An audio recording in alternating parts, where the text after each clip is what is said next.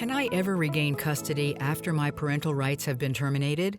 In New Jersey, once parental rights have been terminated, unfortunately, there is no recourse. That means once a court enters a final judgment of termination of parental rights and it has not been successfully appealed in the appellate division and it becomes a final order, you do not have a right to ask the court for any further access to your child.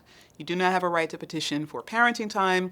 You cannot ask of the third party who now has placement of your child or who may subsequently adopt your child to allow you to see your child.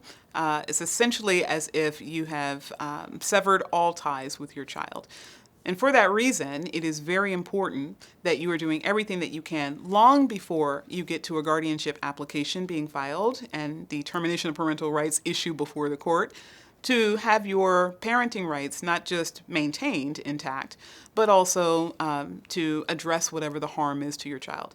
Some people can't remediate the harm to the child through no fault of their own. They have a mental health disorder or a personality disorder that even with mental health treatment is not going to be resolved.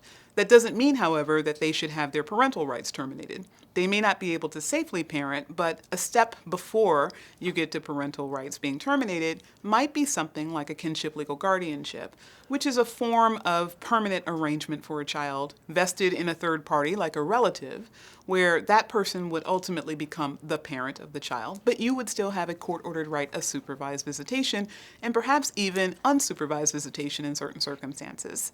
So termination of parental rights is final, it is permanent, and it's very significant. So it's the reason why we tell people we want to do everything we can to prevent that from happening.